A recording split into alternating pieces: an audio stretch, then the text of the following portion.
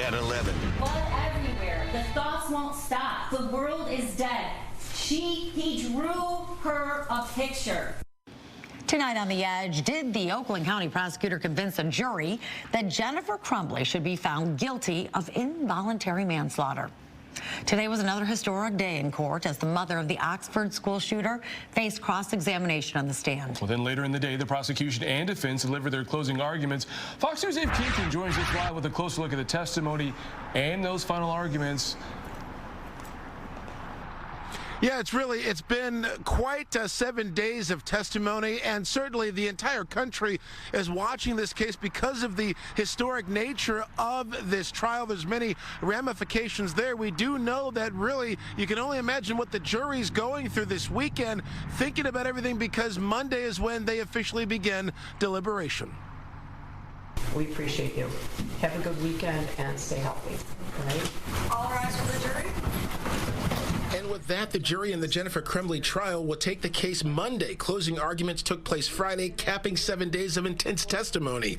Oakland County Prosecutor Karen McDonald told the jury there is no doubt the evidence shows that Crumbley is guilty of 4 counts of involuntary manslaughter in connection to her convicted son's killing of 4 Oxford high school students in November of 2021. Jennifer Crumbley told us whose gun that was.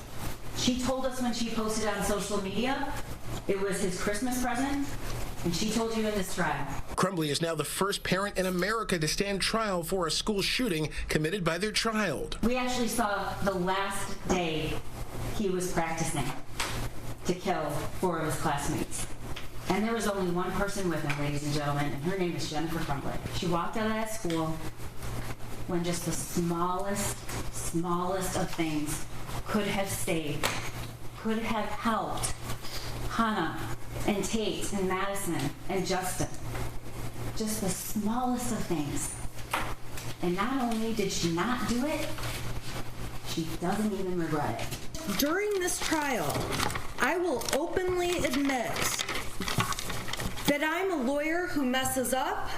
I get thrown off when I'm surprised by something. Crumbley's defense attorney made her final pitch, but things took a bizarre turn when she drew comparisons between herself and Crumbley, saying both are flawed parents. I say I'm sorry a lot. Evidently, there's a TikTok channel of me saying I'm sorry through this whole trial. I am a human being, and so is Mrs. Crumbley. And that's what this case is about. She's not a perfect person or a perfect parent.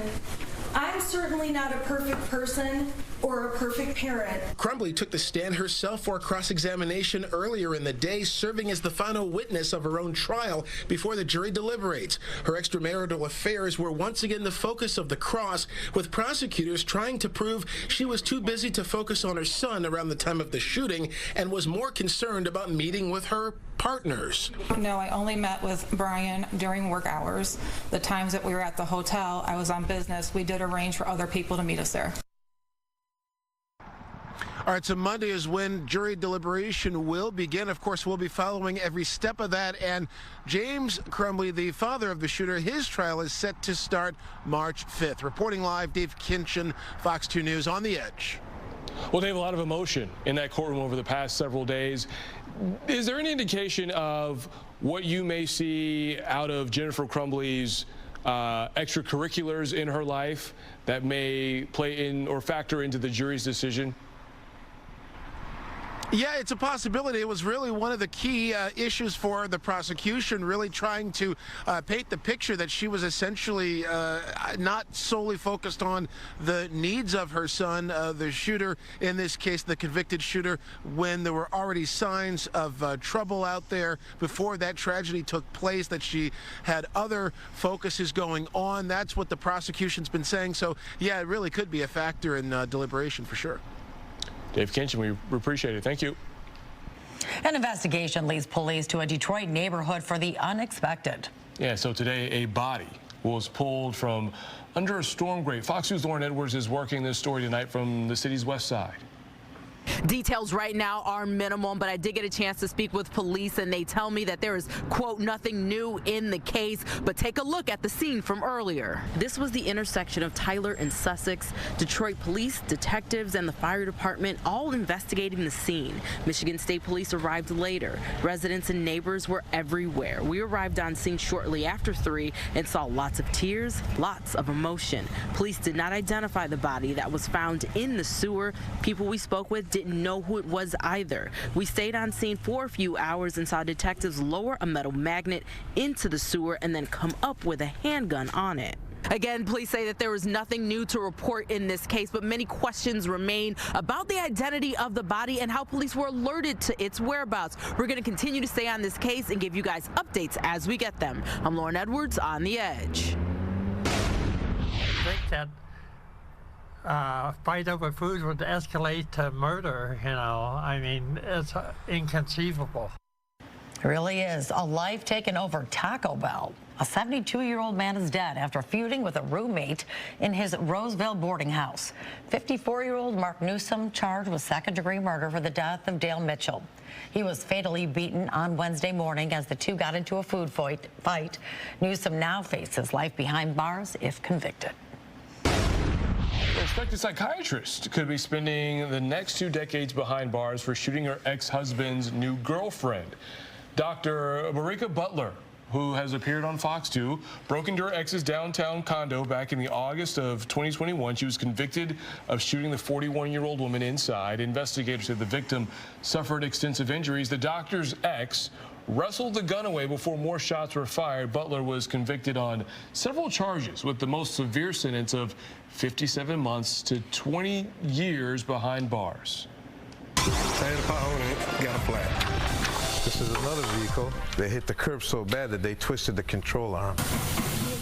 Yeah, it hurts. The potholes, brutal right now. The recent snow and ice and then thaw are leaving us with more dangerous driving conditions.